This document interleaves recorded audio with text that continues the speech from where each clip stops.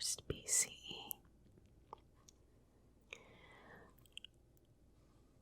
If you don't know what the Dhammapada is, it's the teachings of the Buddha. Originally, his teachings were passed down orally until it was written down. So we'll be reading this today. Let's go ahead and get started. The first part of the book has a little bit of just about Siddhartha's life. And then his actual teachings are a little bit further.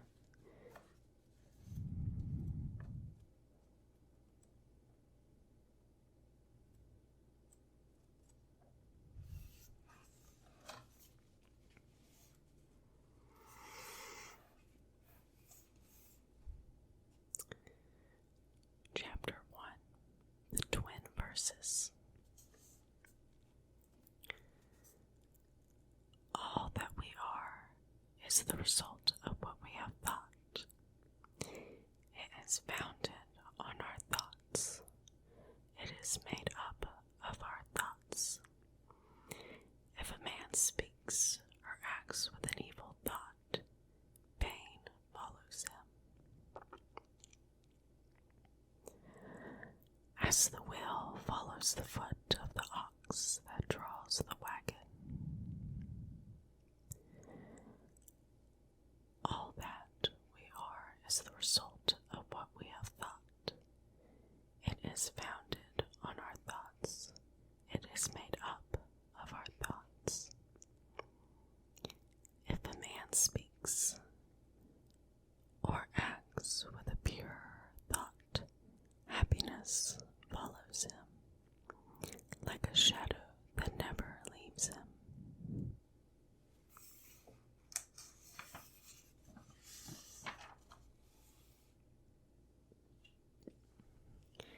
He abused me, he beat me, he defeated me, he robbed me. In those who harbor such thoughts, hatred will never cease. He abused me, he beat me, he defeated me, he robbed me. And those who do not harbor such thoughts, hatred will cease.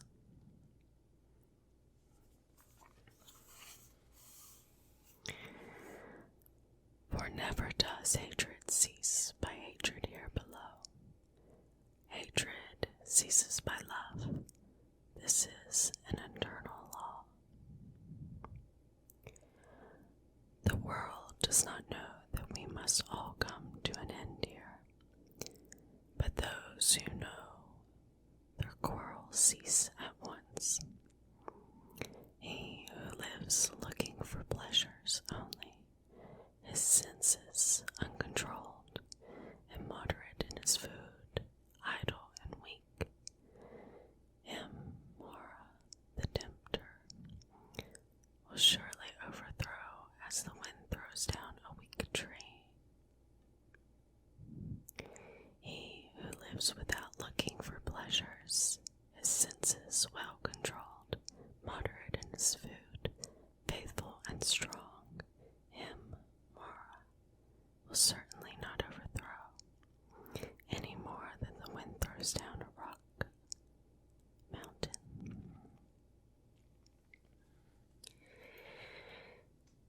He who wishes to put on the yellow robe, though still impure and disregardful of temperance and truth, is unworthy of the yellow robe. But whoever has cleansed himself from impurity is well grounded in all virtues and regards also temperance and truth.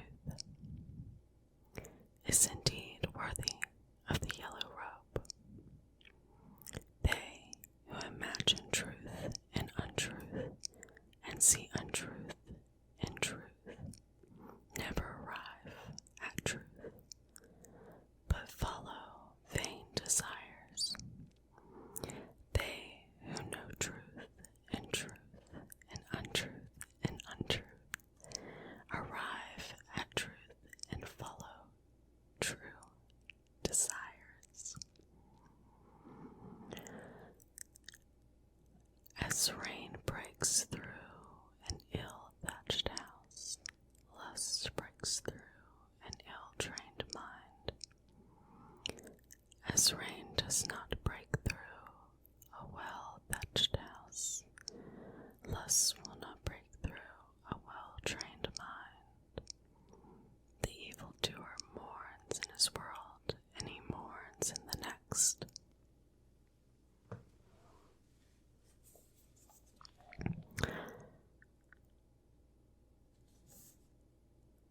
He mourns in both. He mourns and suffers when he sees the evil of his own work. The virtuous man delights in this world, and he delights in the next. He delights in both. He delights and rejoices when he sees the purity of his own work. The evildoer suffers in this world, and he suffers in the next. He suffers in both. He suffers when he thinks of the evil he has done. He suffers even more when he has gone in the evil path to hell. The virtuous man is happy in this world, and he is happy in the next. He is happy in both. He is happy when he thinks of the good he has done. He is even happier when he has gone on the good path to heaven. The slothful man, even if he can recite many sacred verses, but does not act accordingly, has no share in the priesthood, but is like a coward, counting another's kind. If a man can recite but few sacred verses, but is a follower of the law, and having forsaken lust and ill will and delusion, possesses true knowledge and serenity of mind, he clinging to nothing in this world or that to come, has indeed to share in the priesthood.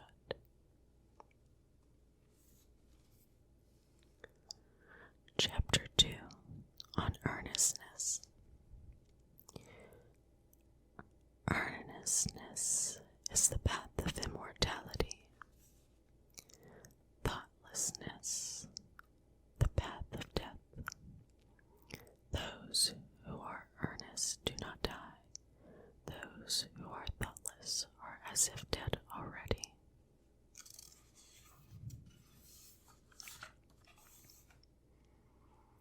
Those who, having understood this clearly, are advanced in earnestness, delight therein, rejoicing in the knowledge of the eros, the elect.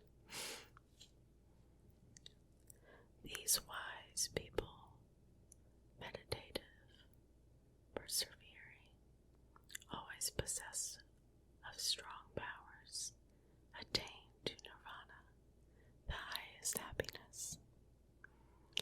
If a man is earnest and exerts himself, if he is ever mindful, if his deeds are pure, if he acts with consideration and restraint, and lives according to the law, then his glory will increase.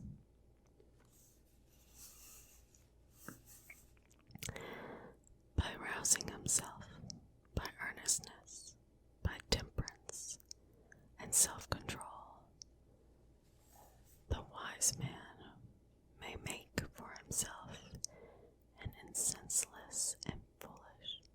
Oh, I'm sorry, misplaced where I was. Let's see. The wise man may make for himself an island which no flood can overwhelm. Senseless and foolish folk fall into sloth. The wise man guards earnestness as his best treasure. Follow not after vanity, nor after the enjoyment of love and lust. He who is earnest and meditative obtains ample joy. When they learned, man drives away vanity by earnestness. He, the wise, climbing the terraced heights of wisdom, looks down upon the fools. Free from sorrow, he looks upon the sorrowing crowd, as one that stands on a mountain looks down upon them that stand upon the plain.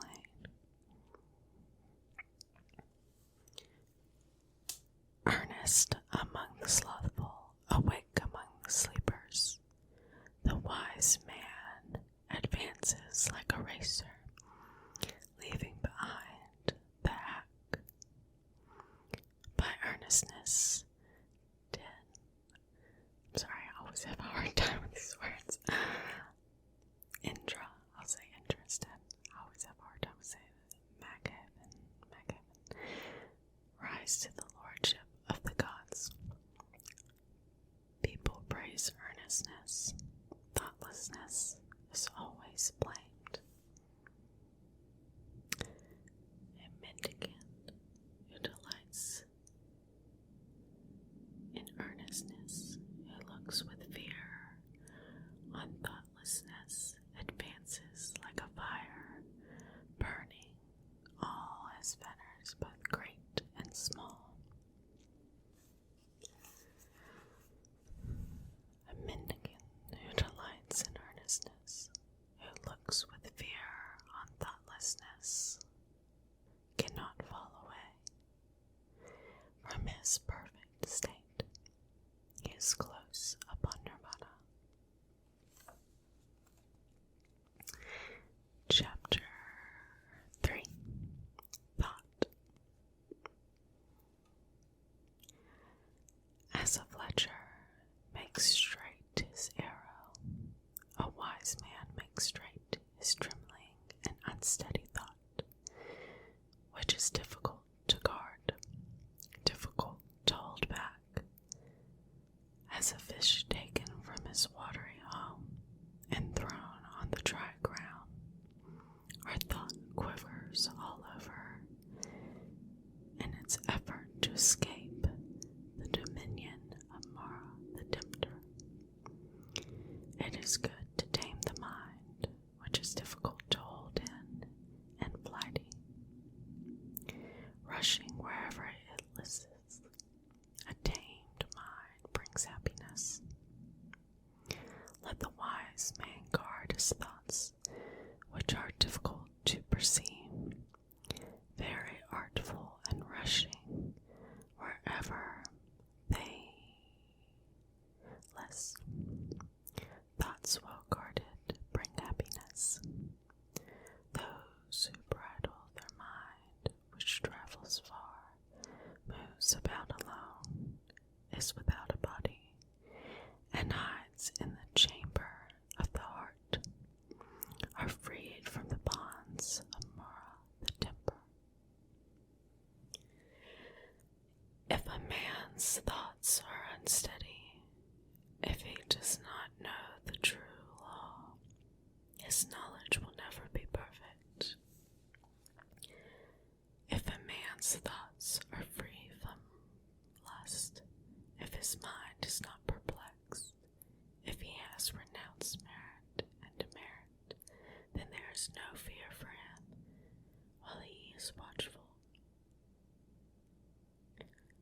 Knowing that this body is fragile, like a jar, and making the slot firm, like a fortress, one should attack the tempter with the weapon of knowledge. One should watch him when conquered, and should never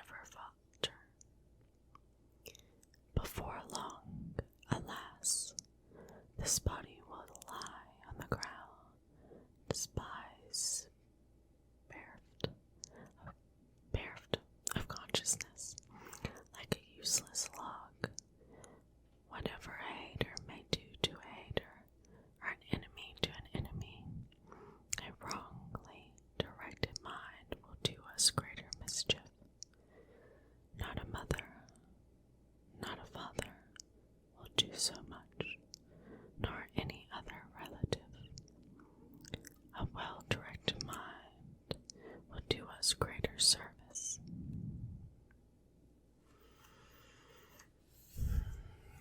Chapter 4, Flowers.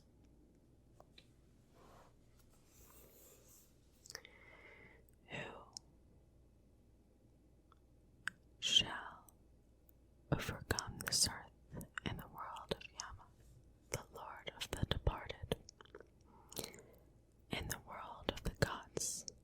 Who shall find out the well-taught path of virtue, even as a clever garland weaver picks out the right flower?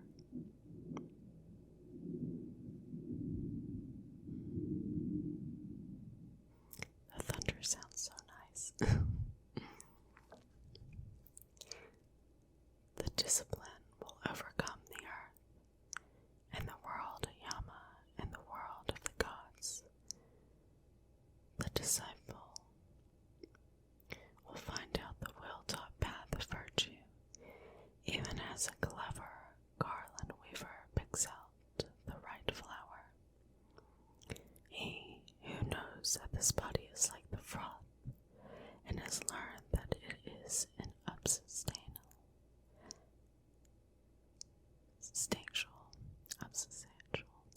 as a mirage, will break the flower-tipped arrow Mara, and never see the king of death. Death carries off a man who is gathering flowers, and whose mind is distracted, as a flood carries off a sleeping village. Death overpowers a man who is gathering flowers, and whose mind is distracted before he is satiated in his pleasures. As the bee collects nectar and departs without injuring the flower or its color or scent, so let a sage go out about a village.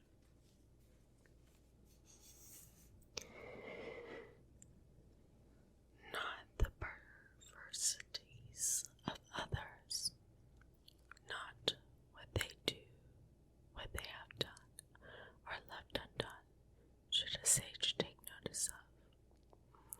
Like a beautiful flower, full of color, but without scent, are the fair but fruitless words of him who does not act accordingly. Like a beautiful flower, full of color and full of scent, are the pure and fruitful words of him who acts accordingly.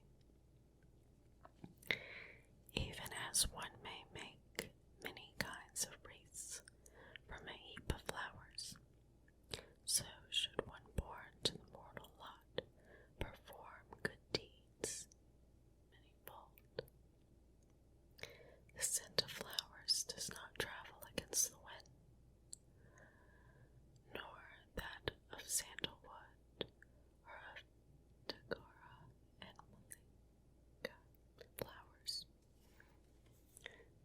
But the fragrance of good people travels even against the wind. A good man pervades every place. Sandalwood or daguerra, a lotus flower, or a basiki. Among these sorts of perfumes, the perfume of virtue is permanent.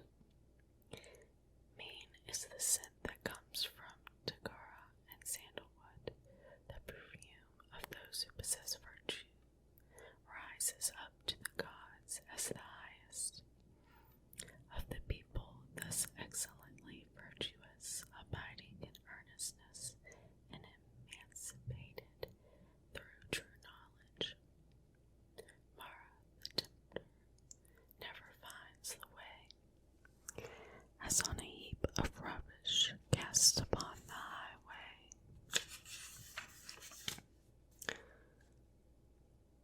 Lotus will grow full of sweet perfume and delight. Thus the disciple of the truly enlightened Buddha shines forth by his knowledge among those who are like rubbish,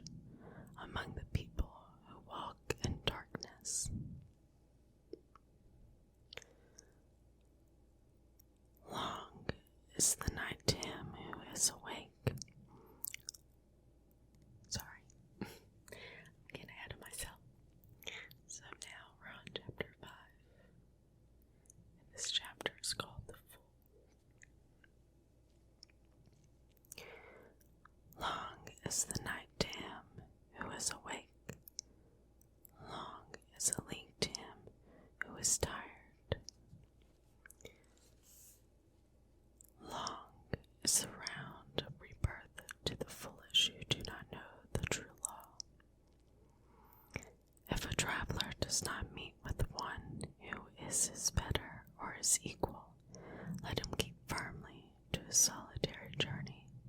There is no companionship with a fool.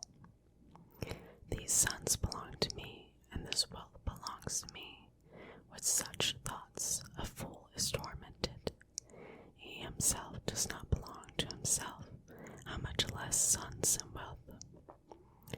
The fool who knows his foolishness is wise, at least so far. But a fool who thinks himself wise, he is called a fool indeed. If a fool be associated with a wise man even all his life, he will perceive the truth as little as a spoon perceives the taste of soup. If an intelligent man be associated for 1 minute only with a wise man, he will soon perceive the truth as the tongue perceives the taste of soup. Fools of little understanding are their own greatest enemies, for they do evil deeds which must bear bitter fruits. That deed is not well done of which a man must repent, and the reward of which he receives, crying and with a tearful face. No, that deed is well done of which a man does not repent, and the reward of which he receives gladly and cheerfully. As long as the evil deed done does not bear fruit, the fool thinks it is like honey. But when it ripens, then the fool suffers grief. Let a fool, month after month, eat his food like an ascetic, with the tip of a blade of kusha grass. Yet is he not worth the 16th part of those who have well weighed the law? An evil deed, like newly drawn milk, does not turn at once, smoldering like fire covered with ashes. It follows the fool. The knowledge that a fool acquires so far from a profiting man destroys his good fortune, nay, it cleaves his head. Let the fool wish for a false reputation, for precedence among the monks, for lordship in the monasteries, for honor among other people. May both laymen and those who have left the world think that this is done by me. May they be subject to me in everything which is to be done or is not to be done. Thus is the mind of the fool, and his desire and pride increase. One is the road that leads to wealth, another the road that leads to nirvana. If the monk, the disciple of Buddha, has learned this, he will not delight in the praise of men. He will strive after separation from the world.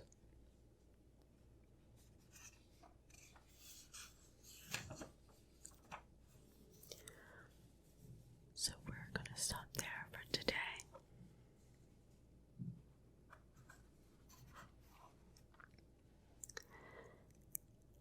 I hope that these teachings